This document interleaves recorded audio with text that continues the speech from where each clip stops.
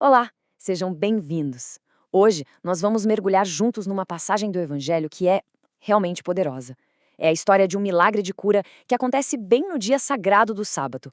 É uma narrativa que, de certa forma, desafia a rigidez da lei para nos revelar a essência da misericórdia de Cristo. Então, vamos explorar o verdadeiro significado da liberdade que ele veio nos trazer. E para a gente começar a entender a profundidade do que está acontecendo aqui, vamos partir de uma imagem de Santo Agostinho. Ele diz que o pecado é um estado de incurvatus in se, ou seja, a alma curvada sobre si mesma, incapaz de olhar para cima, de olhar para Deus.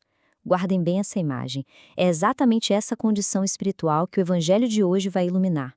Uma humanidade ferida que precisa desesperadamente ser endireitada. Então, a cena se passa num sábado dentro de uma sinagoga. E olha, isso não é um detalhe qualquer, não. É o cenário perfeito, quase que divinamente preparado para um confronto entre uma interpretação muito rígida da lei e a ação libertadora e viva de Deus. São Lucas é um mestre em escolher cada detalhe com a precisão cirúrgica. Vamos analisar o cenário. Primeiro, a sinagoga, que era o coração da vida religiosa do povo. Depois, o sábado, o grande sinal da aliança, memorial da criação e da libertação do Egito. E bem ali, no meio de tudo isso, está Jesus, ensinando com uma autoridade única, soberana. Percebem? Ele não está num lugar qualquer. Ele está agindo bem no centro da aliança de Israel com Deus e está prestes a restaurar o seu verdadeiro sentido. E é no meio desse cenário sagrado que o nosso olhar se volta para uma mulher, uma figura que carrega o peso de um sofrimento muito, muito longo. Ela é, na verdade, um ícone de toda a humanidade ferida, que anseia muitas vezes em silêncio pela libertação. 18 anos. Vamos parar um instante para pensar no que isso significa? Uma vida inteira debaixo do peso de uma doença que a encurvava. Uma condição que, aos olhos de todos, parecia uma sentença final, sem nenhuma esperança de recurso.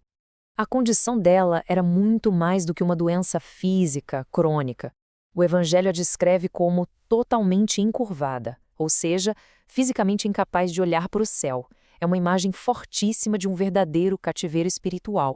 Uma alma presa, incapaz de erguer o olhar para o seu Criador, assim como dizia Santo Agostinho.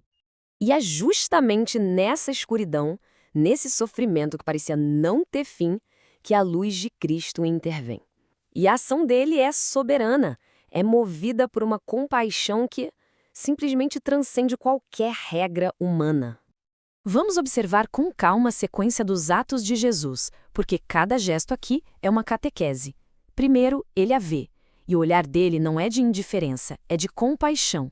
Depois, ele a chama, tirando-a da margem do anonimato. Em seguida, ele declara a liberdade dela. É uma palavra que realiza o que disse. E por fim, ele a toca, um gesto que comunica poder e, ao mesmo tempo, a proximidade de Deus. É a iniciativa divina que vai em busca de quem está perdido. E a resposta à graça de Deus é imediata. No mesmo instante, ela se endireita e começa a glorificar a Deus. O corpo que antes estava curvado em lamento, agora se ergue num hino de louvor. É a restauração completa. Mas esse milagre de pura misericórdia não gera alegria em todo mundo. Pelo contrário, ele acende a chama de um conflito. E aqui nós vemos um choque frontal entre duas maneiras de enxergar Deus. A do legalismo, quer dizer, a da rigidez da lei acima das pessoas, e a da compaixão. A reação do chefe da sinagoga provoca uma resposta muito dura de Jesus: hipócritas. E isso, vejam bem, não é um simples insulto, é um diagnóstico espiritual preciso que expõe uma contradição fatal: se preocupar mais com as regras do que com o sofrimento das pessoas. O conflito todo se resume a isso. De um lado, a gente tem a indignação, o foco na regra, a lei vista como um fim em si mesma, uma atitude que cega para a ação de Deus. Do outro lado, a gente tem a compaixão, o foco na pessoa e a lei entendida como um caminho que nos leva à vida, que revela o coração misericordioso de Deus. O argumento final de Jesus, então, vai muito além da lógica legalista. Ele eleva o debate a um nível teológico muito profundo, como uma declaração que vai redefinir completamente não só a identidade daquela mulher, mas o propósito da própria lei. Jesus a chama de filha de Abraão, e esse título é a chave de tudo.